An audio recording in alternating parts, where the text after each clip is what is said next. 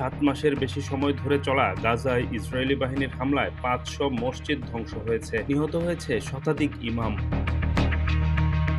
ফিলিস্তিনের ধর্ম বিষয়ক মন্ত্রণালয় জানিয়েছে, এখন পর্যন্ত ইসরায়েলের অন্তত ৩০০ ইমাম ও ধর্মীয় ব্যক্তিদের হত্যা করা হয়েছে। এছাড়াও ৫ শতাধিক মসজিদ গুঁড়িয়ে দিয়েছে ইসরায়েলি বাহিনী। আংশিকভাবে ধ্বংস করা হয়েছে অসংখ্য মসজিদ। এ তালিকায় ঐতিহ্যবাহী আল উমারি মসজিদও রয়েছে।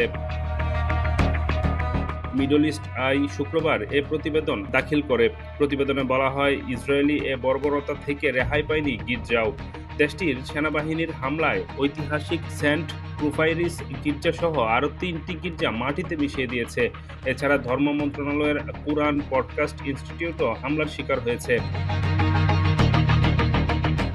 ফিলিস্তিনের ধর্ম মন্ত্রণালয়ের এক মুখপাত্র জানান, ফিলিস্তিনিদের বিশ্বাসকে ভেঙে দিতে ইসরায়েল ইচ্ছাকৃতভাবে ধর্মীয় ব্যক্তিদের উপর হামলা চালিয়েছে। আন্তর্জাতিক আইনের মাধ্যমে ধর্মীয় স্থাপনা ও ব্যক্তিরা আন্তর্জাতিক আইনের মাধ্যমে সুরক্ষিত।